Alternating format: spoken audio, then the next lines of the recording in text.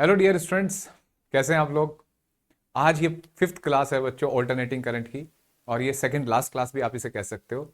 अब तक आपको मैं पढ़ा चुका हूँ इंट्रोडक्शन, ऑल्टरनेटिंग करंट क्या है, उसको कैसे रिप्रेजेंट किया जाता है, कैसे मेजर किया जाता है, एवरेज पावर, ये सब चीज़ें, फेजर, सीरीज और AC circuit, L R circuit, R C circuit, L C circuit और एल सी आर, तीनों सर्किट, रेजोनेंस पढ़ा चुका हूँ, है ना, एल सी ऑसिलेशन पढ़ा चुका हूँ। उम्मीद करता हूँ आपने ये सही से पढ़ा होगा। अगर नहीं पढ़ा तो प्लेलिस्ट में जाओ और देख लो। आज की जो क्लास है बच्चों वो पैरेलल एसी सर्किट की है, जिसमें आज मैं आपको पैरेलल सर्किट सॉल्व करना सिखाऊंगा। हालांकि ये क्लास 12th के लिए नहीं है, अगर आप सीबीएसई का एग्जाम देने जा रहे हो तो उसके लिए इसकी जरूरत नहीं है। हाँ, जो बच्चे, अब ये एनसीईआरटी में दे रखा है बच्चों, एडिशनल एक्सरसाइज के क्वेश्चन में दे रखा है, इसलिए कंपटीशन पॉइंट ऑफ व्यू से इंपॉर्टेंट हो जाता है। तो JEE Main, NEET, KVPY, olympiad, advance, जिसकी भी आप प्रिपरेशन कर रहे हैं इनमें से किसी कंपटीशन की, तो ये बहुत इंपॉर्टेंट टॉपिक हो सकता है आपके लिए। एडवांस में क्वेश्चन आए हुए हैं, ऑब्जेक्टिव क्वेश्चन आए हुए हैं प्रीवियस ईयर्स में, ठीक है। और रेफरेंस बुक मेरे अकॉर्डिंग एनसीईआरटी, रश्मि खालिडे और डीसी पांडे, या कोई और दूसरी बुक जो इंडियन ऑथर की, जो जेई एडवांस के लिए या जेई मेन के लिए, उसे आप रेफर कर सकते हो। अदरवाइज कंटेंट जो है वो इस क्लास में भी काफ़ी होगा। हाँ, इसके बाद आप और ज़्यादा क्वेश्चंस कर सकते हैं इन बुक से, ठीक है। तो शुरू करते हैं बच्चों आज की क्लास। तो देखो बेटा, आज मैं पैरेलल सर्किट पढ़ाऊंगा। आपके दिमाग में आया तो होगा जब पिछली क्लास में हम पढ़ रहे थे कि यार अगर मान लो सर ने एल सी आर ऐसे लगा दिए, एल आर, आर सी, अगर पैरेलल में आ जाए सर्किट, ठीक है, तो जैसे ये आर और ये एल, ठीक, तो ये तो सीरीज हुआ, ठीक है। अब ये सर्किट हमने पढ़ाया था तो आपको पता है।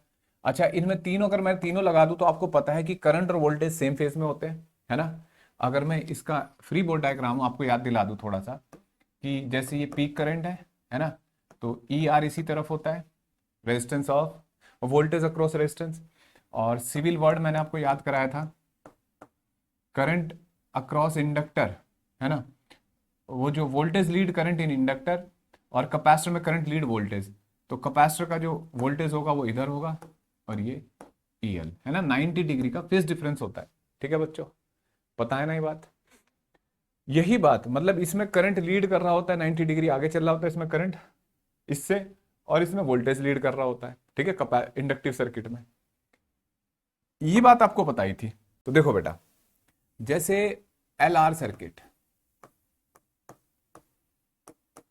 ठीक है, और पैरेलल कॉम्बिनेशन देखेंगे, ये एक इंडक्टर और ये एक रेजिस्टेंस, ठीक है, और ये एक एसी सोर्स, है ना, इसका ईएमएफ होगा ई नॉट साइन ओमेगा टी, जानते हो ना बच्चे इसको, ये ऑल्टरनेटिंग सोर्स है ना।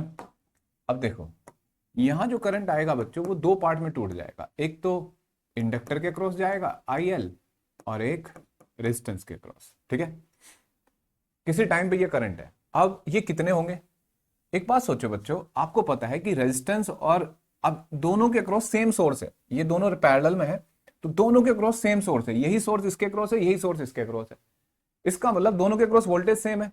और हमें पता है कि रेजिस्टेंस और वोल्टेज, रेजिस्टेंस के क्रॉस वोल्टेज और करंट सेम फेज में होते हैं।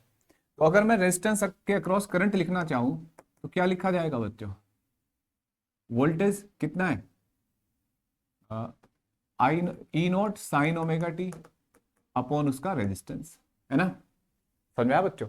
और मैं इसको ऐसे भी लिख सकता हूं, I one sine omega T. Sir I one क्यों लिख लिया आपने, where I one is E naught by R and that is peak current across resistance, ठीक है। पीक करंट यानी कि एम्पलीट्यूड ऑफ करंट, यानी कि मैक्सिमम वैल्यू, ठीक है। अब देखो बिल्कुल ऐसे इंडक्टर के क्रॉस, अब देखना सेम फेज है नहीं, टी इक्वल टू जीरो पे ईएमएफ भी जीरो, ये भी जीरो। अब इंडक्टर के क्रॉस देखो, इंडक्टर के क्रॉस जो वोल्टेज होता है बच्चों वो क्या है, होता है वोल्टेज और करंट। करंट, अब ध्यान से देखो, ये लिखाया था वोल्टेज लीड करंट, है ना, तो जो वोल्टेज होगा करंट उससे पीछे चलता है। तो मैं करंट लिखने जा रहा हूं, तो ई नॉट बाय एक्सएल, है ना, E naught sine omega t minus pi by two. देखो क्यों लिखा, टी जीरो रखो तो करंट नेगेटिव हो गया ना, तो करंट लीड कर रहा है नहीं। तो अगर ये ओमेगा टी है इसका फेज, तो इसका omega t minus pi by to. और वोल्टेज अपॉन रेजिस्टेंस क्या होता है बच्चों, करंट।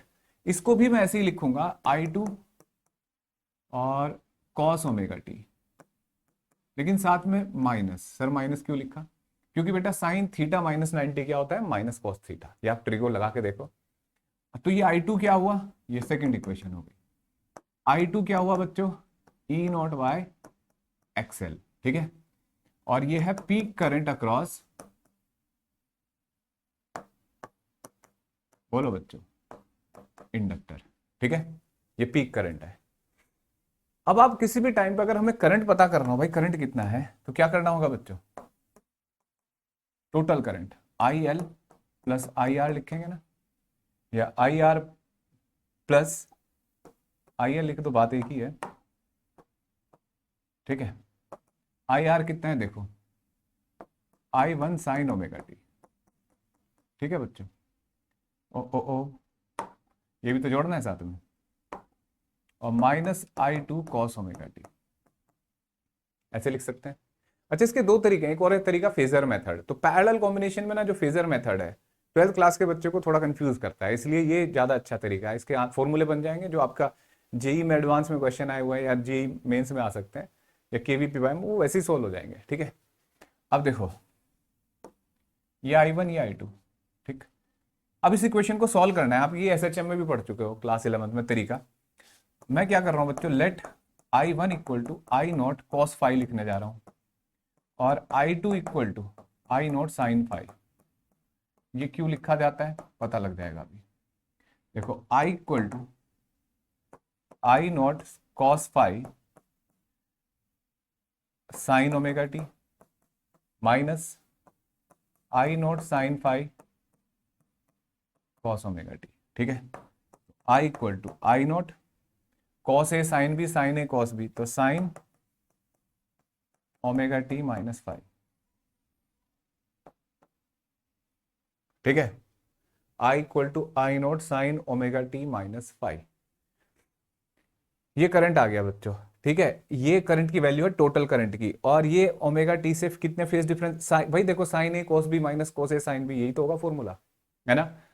अब मुद्दा है पीक करंट कितना है, तो इसकी वैल्यू कैलकुलेट करके दिखाता हूं, बड़ा इंटरेस्टिंग पार्ट है, और इस सर्किट का इंपीडेंस कितना है ये सब सीखने जा रहे हैं। ठीक है, तो देखो बच्चों मैं क्या कर रहा हूं, फर्स्ट इक्वेशन का स्क्वायर प्लस सेकंड इक्वेशन का स्क्वायर। ठीक है, जो सबसे इंपॉर्टेंट बात है वो पढ़ो जिस पे क्वेश्चन मिलता है। तो I one square plus I two square I naught, ठीक है, स्क्वायर, और अंदर ब्रैकेट में क्या बचेगा, cos square five plus sine square five. मानते हो? तो इसे क्या लिखोगे बच्चों, I naught equal to under root I one square plus I two square. बड़ी मजेदार बात पता लगी, कि जो टोटल करंट, अब आई नोट क्या है बच्चों, peak current given by source. ठीक है, पीक वैल्यू है ना, इस करंट के मैक्सिमम वैल्यू है। आप देखो, आप इसकी मैक्सिमम वैल्यू लिखना चाहते हो तो साइन फंक्शन मैक्सिमम कितना होता है, 1, तो आई नोट बचा ना। तो इस सोर्स से जो करंट जा रहा है ना, वो पीक करंट कितना है, तो पीक, ये तो इंस्टेंटेनियस करंट है, पीक करंट है आई नोट, और इसमें पीक करंट कितना है I2, और इसमें पीक करंट कितना है I1। तो क्या आरएमएस करंट में भी ये रिलेशन होगी? सेम रिलेशन होगी बच्चों, आपको पता है। आप √2 से दोनों तरफ डिवाइड कर दो, तो आरएमएस करंट की भी रिलेशन यही आएगी, मीन करंट की भी रिलेशन यही आएगी, एवरेज बोलते हैं, और पीक करंट की भी रिलेशन यही आएगी। तो यही सबसे पहले क्वेश्चन बन जाता है। ठीक है, अच्छा अगर आपसे कहा जाए कि यार इंपीडेंस पता करो इसका, इंपीडेंस, ठीक है, तो देखो बच्चों, अगर हम इस सर्किट का इंपीडेंस पता करें तो यहीं से, ये इक्वेशन सी है मान लो। ठीक है, तो देखो कैसे इंपीडेंस पता किया जा सकता है। तो आप क्या काम करो, ये आई नोट है, ठीक है, ये आई वन स्क्वायर, ये आई टू स्क्वायर, आई वन और आई टू की वैल्यू ये मैंने लिखी थी ये। ठीक है, तो देखो जरा, E naught square by R square, ठीक है, प्लस आई टू कितना है, ये रहा, कहा गया, ये रहा, ई नॉट बाय एक्सएल। मैं इसका इस्तेमाल कर रहा हूं बच्चों, बाय इक्वेशन सी लिख देता हूं, बाय इक्वेशन सी, दिख रहा है कैमरे में? हाँ दिख रहा है। ठीक है, E naught by E naught square upon I two की वैल्यू बच्चों एक्सएल का स्क्वायर, है ना, इक्वल टू क्या लिखा है देखना जरा, आई नोट का स्क्वायर, रूट हटा दिया हमने भाई, दोनों तरफ स्क्वायर कर लो, आई वन की वैल्यू स्क्वायर की वैल्यू, आई टू की स्क्वायर की वैल्यू, है ना। देखो बेटा, आई नॉट स्क्वायर और ई नॉट स्क्वायर ऐसे लिख दिया, ये हो जाएगा 1/r² + 1/xl²। ठीक है, यहां ध्यान से देखो, अगर मैं आई नॉट बाय ई नॉट कर दूं, √1/r² + 1/xl²। और आई नॉट बाय ई नॉट क्या होता है? 1/z नहीं हुआ, 1 रेजिस्टेंस नहीं हुआ सर्किट का भाई, v/i रेजिस्टेंस होता है, तो i/v क्या हो जाएगा? 1/r। तो इसको क्या लिख सकते हैं? 1/z, है ना। और इसको एडमिटेंस भी बोलते हैं। तो इस सर्किट का जो इंपिडेंस आया बच्चों, वो आया ये। ठीक है, 1/r मतलब रेसिप्रोकल ऑफ रेजिडेंस, क्या बोलते हैं इसको? रेसिप्रोकल ऑफ इंपिडेंस, और एडमिटेंस के इक्वल आ गया। अगर अब आपको नेट करंट पता करना हो, सोर्स करंट दे रखा हो ईएमएफ, तो अब आप ये फॉर्मूला लगा सकते हो जो आप बाकी सर्किट के लिए लगाते थे, E R M S equal to E R M S upon Z. यहां से टोटल करंट डायरेक्ट लिखा जा सकता है। ठीक है, लेकिन मेरा ऑब्जर्वेशन ये है कि ज्यादातर क्वेश्चन जो आते हैं इस चैप्टर में, इस टॉपिक से जो अगर क्वेश्चन आता है, तो जेई एडवांस में जब भी कभी आया तो हमेशा करंट में रिलेशन पूछिए। तो आपके लिए जो सबसे इंपॉर्टेंट बात हुई वो ये करंट हुआ कि यहाँ सिंपल ऐड नहीं होता पैरेलल में। जैसे पहले डीसी सर्किट में क्या होता था, करंट I1 + I2 हो जाता था टोटल, ये इंस्टेंटेनियस तो आपने ऐसे कर दिया, है ना। लेकिन अगर पीक करंट या आरएमएस करंट की रिलेशन चाहिए तो क्या करना है? वेक्टर सम हो रहा है ये, है ना, √a² + b², क्योंकि यहां भी 90 डिग्री पे है ना करंट और वोल्टेज के फेज। ठीक है बच्चों, अब देखो, अब इसको क्वेश्चन दिखाता हूं मैं तुम्हें। जैसे बड़ा इंपॉर्टेंट क्वेश्चन है बच्चों, यहां एक एमीटर लगा हुआ है। ठीक है,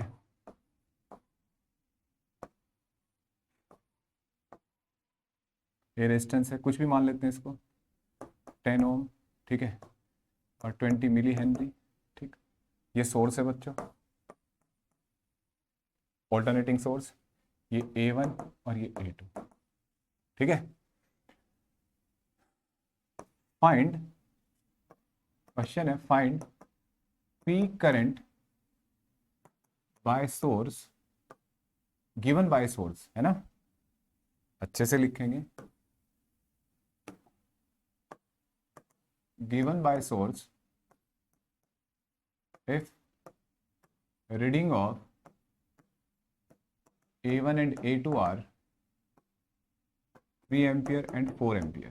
ठीक है बच्चों, 3 एम्पियर और 4 एम्पियर। तो बताओ, अगर एमीटर वोल्ट मीटर लगे हैं तो कौन सी रीडिंग मेजर करते हैं बच्चों? आरएमएस, है ना। तो यहां से जो रीडिंग आएगी, I =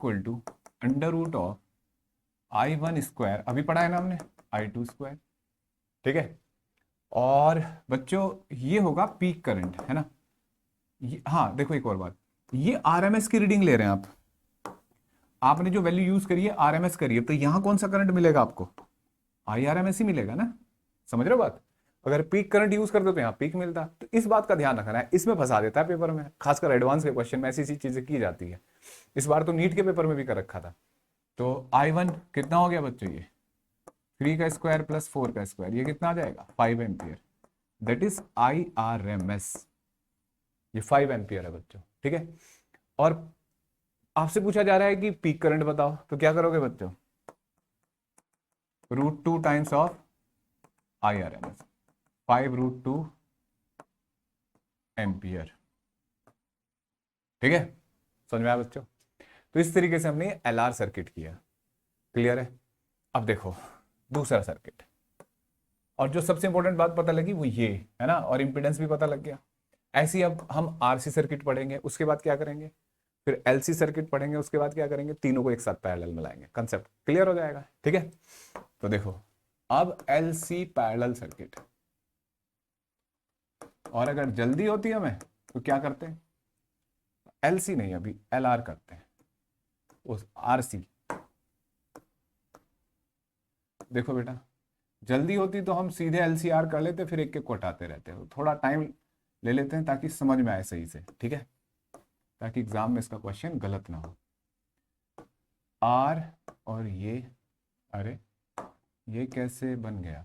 कैपेसिटर बनाना है। ठीक है, तो यहाँ एक सोर्स है बच्चों, E = E0 sin ωt, है ना। यहाँ से टोटल करंट जा रहा है, ऐसे ही ये I1 हो गया, IR हो गया और ये IC हो गया।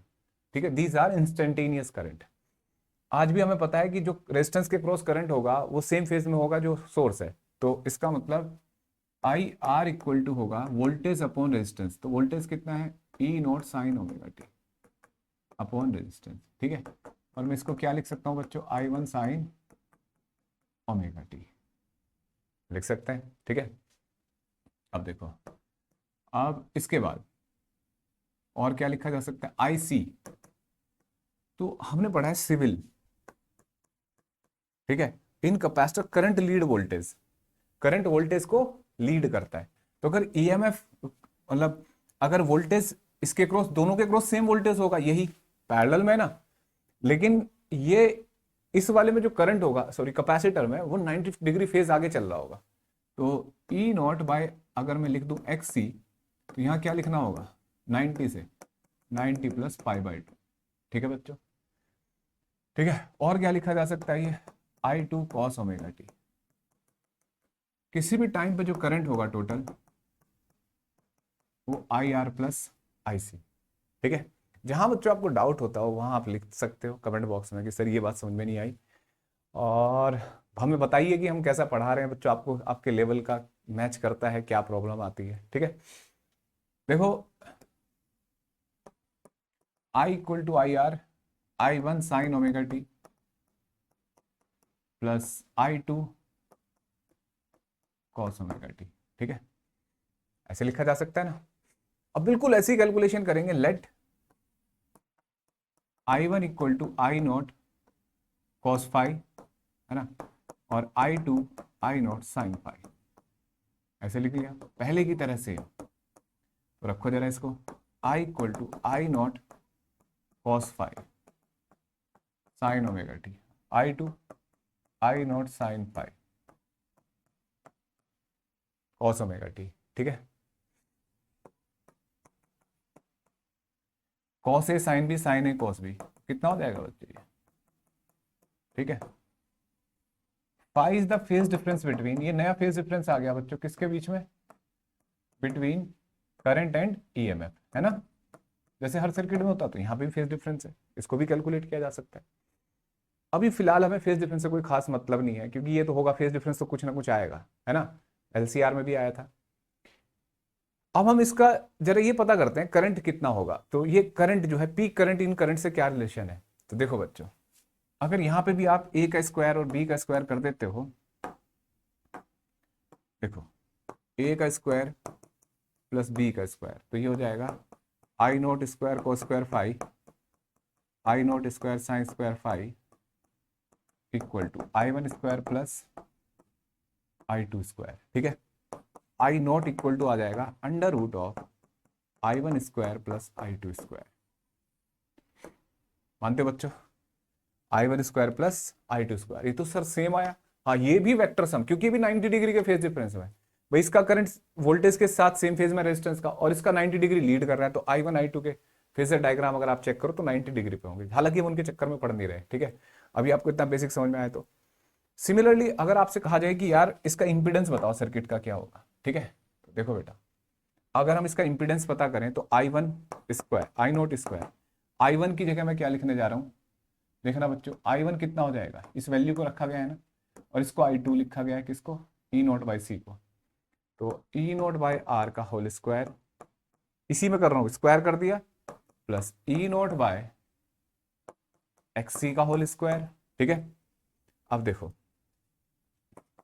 ये बिल्कुल पहले की तरह आ रहा है सर, ये तो E naught square 1 upon R square 1 upon X C square. ठीक है, ऐसे लिखा। अब ये क्या हो सकता है बच्चों, I naught upon E naught under root 1 upon R square plus 1 upon X C का स्क्वायर। ठीक है, अब देखना बच्चों ये क्या हो जाता है, ये 1/z है ना, तो इस सर्किट का इंपीडेंस होगा 1 अपॉन दिस वैल्यू, है ना, समझ रहे हो ना, क्योंकि 1/z है, तो सर्किट का इंपीडेंस आ गया।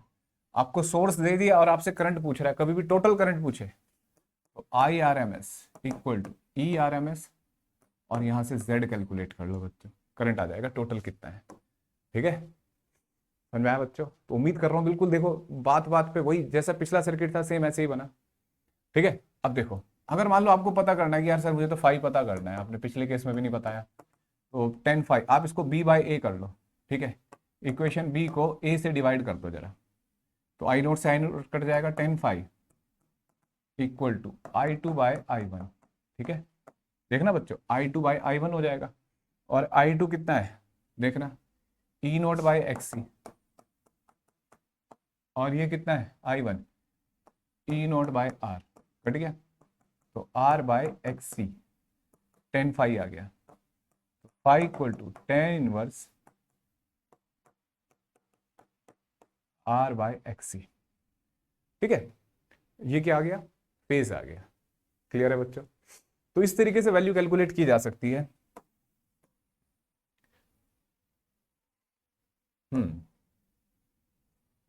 नेक्स्ट पॉइंट, अब यहाँ एक क्वेश्चन देख सकते हो आप, बिल्कुल ऐसे जैसे कैपेसिटर में किया था, ये कैपेसिटर और ये रेजिस्टेंस। ओ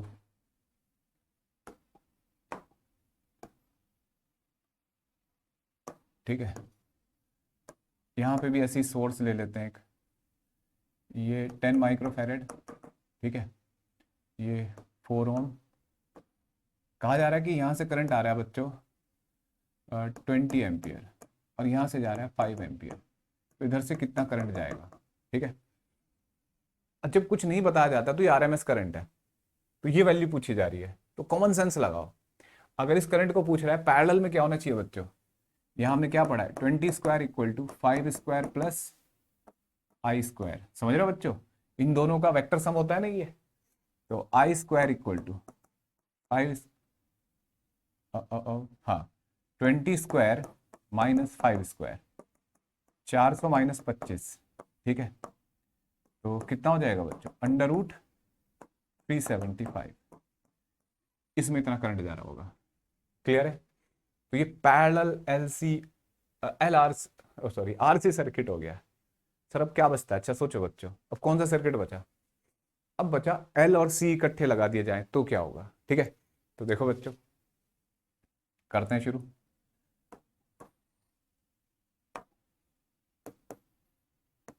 ये एल, ठीक है, ये सी, ये एसी सोर्स। ठीक है, ये सी और ये एल, यहां से करंट आया, हमने मान लिया आई टू, यहां से आई वन। ठीक है, और ये करंट आई। ठीक है, इंस्टेंटेनियस करंट, आप इसे आई सी भी लिख लो, आई सी लिखते हैं। ठीक है, इसको आई एल लिखते हैं जैसे पहले कर रहे थे। अब देखो बच्चों, सिविल, इसका जो करंट होता है वो वोल्टेज को लीड करता है कैपेसिटर का, और इसका लैग करता है इंडक्टर का, कई बार बता चुका मैं। तो जैसे आपको लिखना है आई सी, तो क्या होगा बच्चों, ई नॉट बाय एक्स सी, है ना, या एक्स सी हटा देते हैं, अभी इसको लिख देते हैं, नहीं नहीं, E naught sine omega T plus pi by two, ये तो वोल्टेज हो गया अपॉन रेजिस्टेंस, है ना भाई। टी इक्वल टू जीरो में देखो करंट लाई कर रहा है, तो कैपेसिटर में करंट लीड करता है, वोल्टेज से ज्यादा होता है। वोल्टेज कितना है, E equal to E naught sine omega T. ठीक है, समझ में आई बात?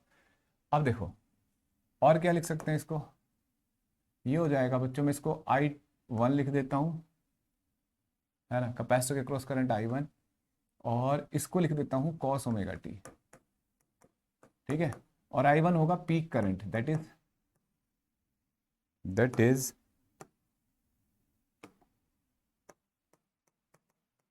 ई नॉट बाय एक्स सी। ठीक है, E naught by X C, ये पीक करंट आ गया। ठीक, अच्छा बिल्कुल ऐसे आई एल कितना होगा बच्चों, E naught sine omega t minus pi by two upon X L.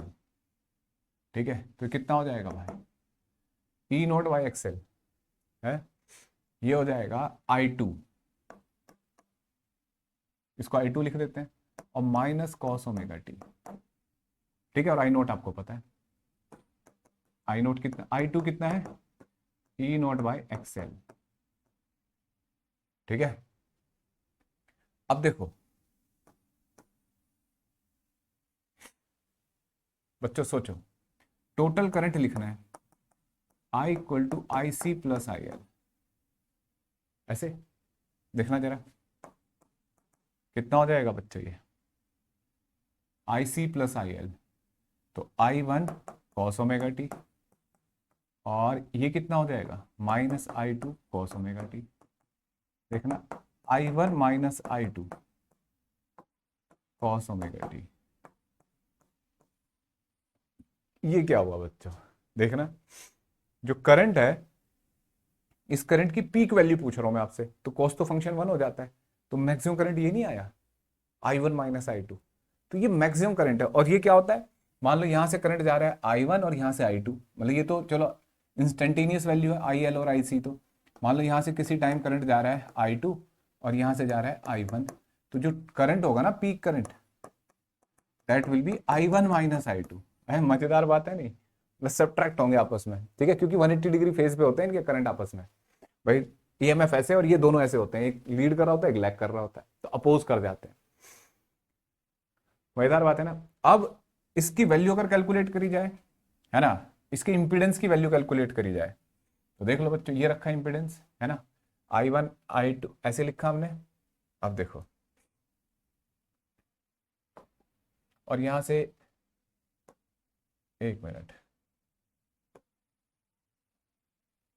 ऐसे लिखा, तो I naught equal to I one minus I two, ये तो हुआ पीक करंट, ठीक है, ऐसे लिख दिया। और अगर मैं इसके इम्पिडेंस की बात करूं तो I naught equal to I one minus I two और E naught by X C minus E naught by XL, और ये आई नॉट, ठीक है, I naught by E naught that is one by X C minus one by XL. इसको क्या लिख सकते हो बच्चों, one by Z, one by X C minus one by X, ये इंपिडेंस आ गया बच्चों, ठीक है। तो ये इंपिडेंस भी मिल गया इसका, और करंट हमें पता लग गया कि भाई सब्ट्रैक्ट होता है, ये कई बार रिपीट हुआ है अलग अलग कंपटीशन के क्वेश्चंस में, ठीक है। अब जैसे मैं इसका आंसर एक क्वेश्चन दिखाता हूँ, आप अब समझ में आ गया ना बच्चों, इसमें करंट सब्ट्रैक्ट होता है, ठीक है।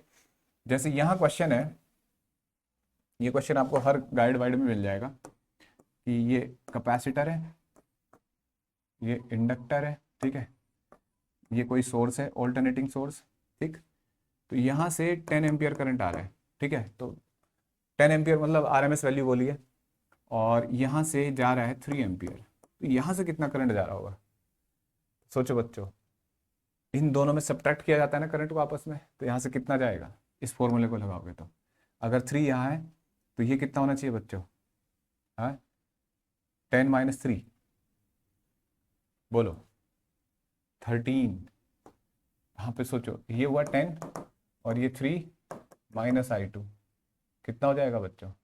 अच्छा इसमें अगर करंट, एक मिनट, ये बेटा डिफरेंस है ना, तो डिफरेंस से 3 एम्पियर आ रहा है ना, तो हमने क्या काम किया, आई टू हमने इसको माना है ना, ये आई वन था, तो ये हो गया 10 एम्पियर, और ये हो गया बच्चों कितना, ये पता करना है मान लो हमें, तो ये हो गया 3 एम्पियर, तो आई वन आ गया 13 एम्पियर, समझा रहा है बच्चों, ये 13 एम्पियर है, और this minus this equal to 10 ampere है। आरएमएस में भी ये रिलेशन होगी जब पीक में। एक बात और है इसमें ना बच्चों, बड़े में से छोटे को घटाना होता है, तो जैसे ये मैंने आपको एसी में बताया था कि डिफरेंस होता है, ये डिफरेंस ऐसे, ठीक है बेटा, तो डिफरेंस मान के चलोगे तो कंफ्यूज नहीं होगे आई वन आई टू में, तो आपको पता होना चाहिए कि 13 माइनस थ्री ही 10 हो सकता है, 3 माइनस 13 तो माइनस 10 होगा, तो ये चीज पर थोड़ा ध्यान देना, ये डिफरेंस होता है, ठीक है, तो डिफरेंस का सिंबल क्या बनाया था, ठीक है, ये इस सर्किट में करंट आ गया, क्लियर है बच्चों। तो मजेदार बात पता लगी इसमें। अब अगर ये तीनों आ जाए पैरेलल में तो क्या होगा, ठीक है, तो देखो बेटा तब और मजेदार बात पता लगेगी, तो देखो LCR सर्किट, और बच्चों यहीं पे हम एक कंसेप्ट भी पढ़ने जा रहे हैं, रिजेक्टर सर्किट। याद करो बच्चों एक सर्किट पढ़ा था हमने एक्सेप्टर सर्किट, ट्यूनिंग सर्किट, कौन सा, सीरीज LCR कॉम्बिनेशन। आज हम LCR पैरेलल में पढ़ने जा रहे हैं, ठीक है। तो देखो बेटा लंबी चौड़ी सी कैलकुलेशन है, जैसे एक L, ये C और ये R, ठीक है, ये हमने कनेक्ट कर दिए और बच्चे ये सोर्स है ऐसे, इसके क्रॉस करंट I1 मान लेते हैं, इसके क्रॉस I2, इसके क्रॉस I3, ठीक है। ये R, ये C, ये L, और टोटल करंट I मान लेते हैं, ठीक है। तो हमें पता है भाई, अब देखो अब सीधी कैलकुलेशन पे आ जाते हैं। हमने टोटल करंट जो लिखा है I1 plus I2 plus I3, ठीक है।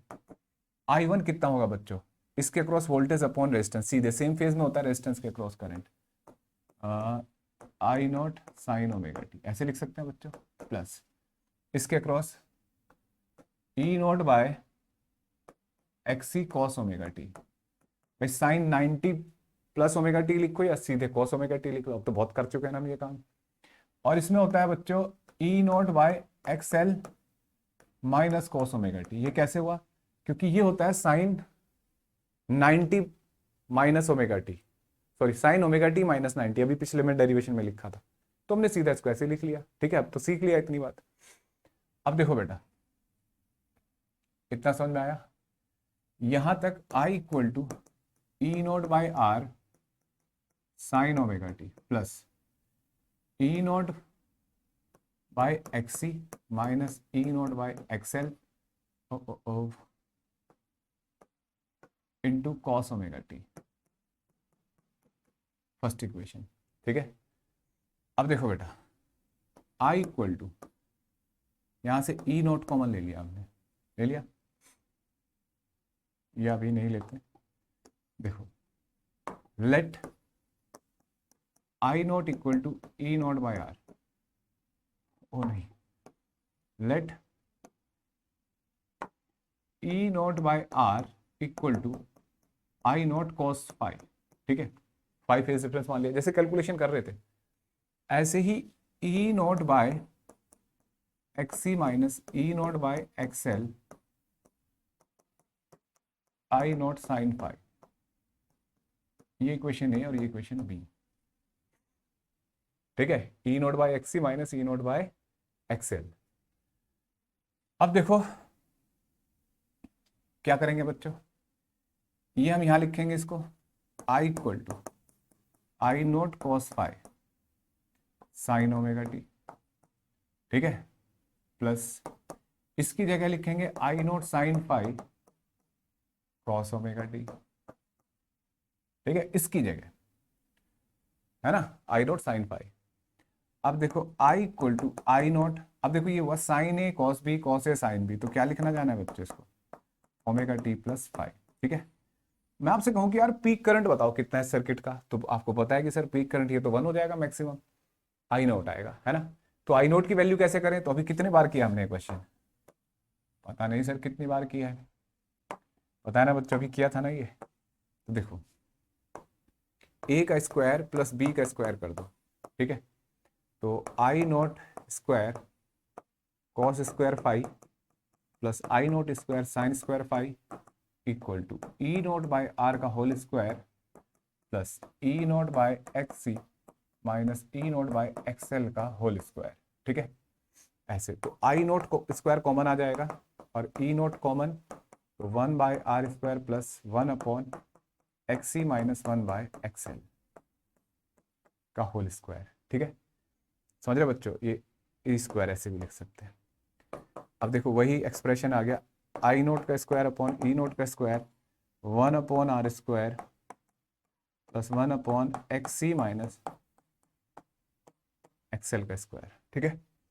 और ये रूट ले लिया मैंने, तो इसका मतलब रूट ले लिया तो ये हटा दो भाई, दोनों तरफ रूट ले लो ऐसे। और ये बताओ बच्चों क्या होता है, जाग रहे हो, है जाग रहे हो, कुछ समझ में आ रहा है, ये क्या होता है, I बाई ई जेड, जागते रहना बच्चों, है ना। नीट और जेई की प्रिपरेशन ऐसे नहीं होती कि हंसी मजाक से हो जाए। देखो ये 1 बाय जेड, तो ये कितना आ जाएगा, under root 1 by R square plus 1 by XL XC minus 1 by XL का होल स्क्वायर, ये Z आ गया। अगर मैं आपको कहूं कि यार इसमें भी करंट बताओ कितना आएगा, तो अब तो Z आ गया आपके पास। अब इस सर्किट का करंट कितना होगा बच्चों, IRMS equal to ERMS upon Z, Z यहां से सोल्व कर देना, ठीक है। और पीक करंट कहूं कितना होगा, तो ई नॉट बाय जेड, ठीक है, समझ में आया बच्चों।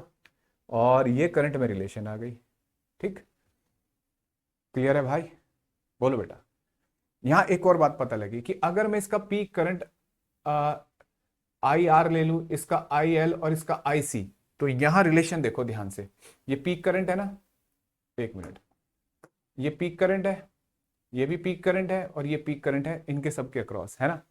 तो मैं यहां एक रिलेशन बता सकता हूं आपको कि I naught equal to under root of, ठीक है, आई नॉट आर का स्क्वायर, मतलब peak current across resistance, peak current across capacitance minus peak current across inductor का होल स्क्वायर। ये भी एक फॉर्मूला बन गया बच्चों, ठीक है, इसको ध्यान रखना, ये पीक करंट का फॉर्मूला बन गया। मतलब अगर आपको यहां तीनों करंट दे रखे हैं तो उनमें ये रिलेशन बन सकती है, क्लियर है।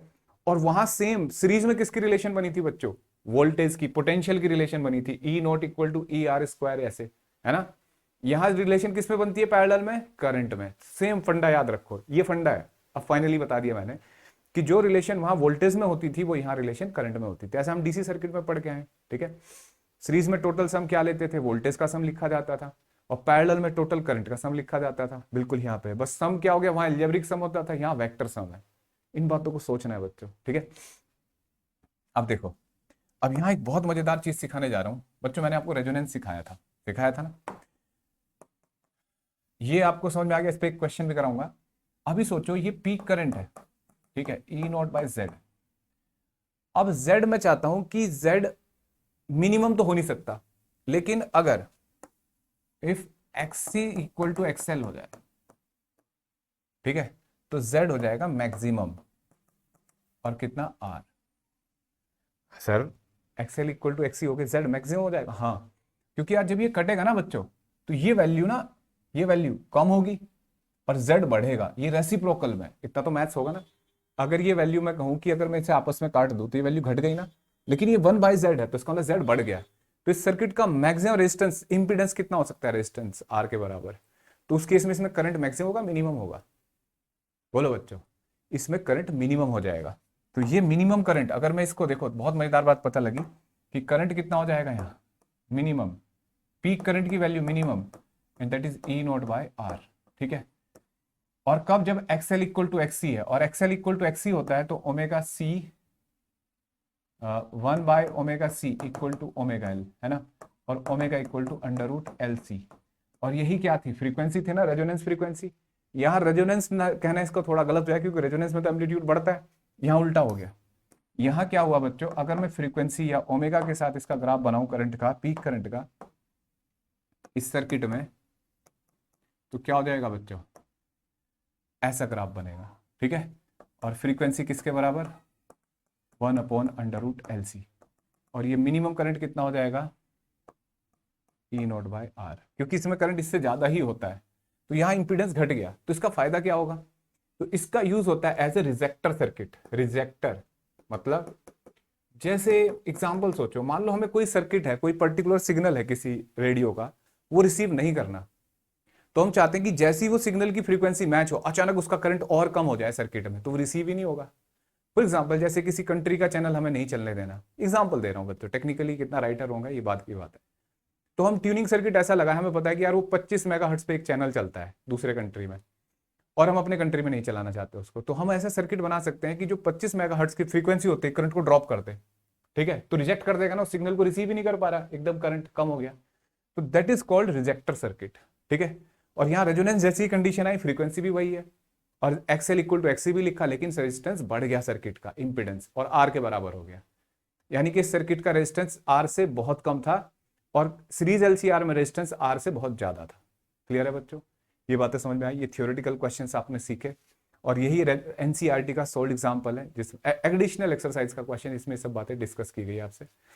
अब मैं आपसे एक क्वेश्चन पूछ लेता हूं, ठीक है, देखा कौन बताएगा जल्दी से आंसर। ये कैपेसिटर, ये इंडक्टर, ठीक है, और ये एसी सोर्स, ठीक है। यहाँ एमीटर लगा है बच्चों, इसकी रीडिंग बतानी है, यहाँ से जा रहा है 3 एम्पियर, यहाँ से जा रहा है 9 एम्पियर, और यहाँ से जा रहा है 2 ampere. What is the current through this. तो अगर बच्चे ने ना पढ़ा हो तो वो क्या करेगा, 2 और 9 11 और 3 14, 14 एम्पियर लिख देगा। लेकिन आप तो अच्छे बच्चे हो, आपने पढ़ा है कि जो करंट होगा नेट, क्या लिखेंगे, under root of current across resistance का स्क्वायर 2 का स्क्वायर प्लस इनका करंट आपस में सब्ट्रैक्ट कर देंगे 9 - 3 का होल स्क्वायर, है ना, 4, 9 - 3 कितना होता है बच्चों, 6 का स्क्वायर, 4 + 36 √40 एम्पियर। ठीक है, और ये कौन सा करंट है बच्चों, आरएमएस वैल्यू है। पीक वैल्यू पूछेगा तो आप कर सकते हैं। तो मजा आया आज की क्लास में? या सर सदमा लगा है? ऐसा भी हो सकता है बच्चों सदमा लग जाए। इस क्वेश्चन को नोट कर लो। अब आपको जो आज की क्लास की समरी बता देता हूँ फाइनल, जो आज आपने सीखा कि जब पैरेलल कॉम्बिनेशन होता है बच्चों, ठीक है, ऐसे अगर एक एसी सोर्स है और मुझे इनकी पीक वैल्यू पता है, जैसे आई इसको 3 I2 I1, ये कब, ओहो ये एक रेजिस्टेंस मान लेते हैं, ठीक है, या बिल्कुल वही ले लेते हैं जो सर्किट बनाया था हमने, ये रेजिस्टेंस, ठीक है, ये इंडक्टर और ये कैपेसिटर। ठीक है बच्चों, तो जो टोटल करंट होगा, अगर हम पीक करंट की बात करें और ये पीक करंट है, तो दैट विल बी I1 का स्क्वायर प्लस I2 - I3 का होल स्क्वायर। मतलब ये डिफरेंस है, बड़े में से छोटे को घटा देना है। ठीक है, और इंपीडेंस इस सर्किट का होगा बच्चों Z equal to 1/Z equal to under root of 1/R² plus 1/XL minus 1/XC, या 1/XC माइनस 1/XL। ठीक है, ये डिफरेंस है, बड़े में से छोटा घटना है। ठीक है, ये बात पता लगी। अब अगर मान लो केवल R हट जाए, LC रह जाए, तो R को 0 कर दो। अगर RC रेजिस्टेंस है तो L को 0 कर दो, RL है तो XC 0 कर दो। इस तरीके से आप इसे बना सकते हो। और फाइनल टोटल करंट लिखना हो इंपीडेंस के टर्म में, तो ERMS अपॉन Z, तो IRMS आ जाएगा। ठीक है, ये बातें हमने सीखी। ठीक है, अब इस चैप्टर का जो लास्ट पॉइंट है वो है ट्रांसफॉर्मर। तो लास्ट सेशन जो होगा इसका 6th क्लास जो होगी, उसमें हम क्या पढ़ेंगे, ट्रांसफॉर्मर। ठीक है, wish you all the best बच्चों, बाय।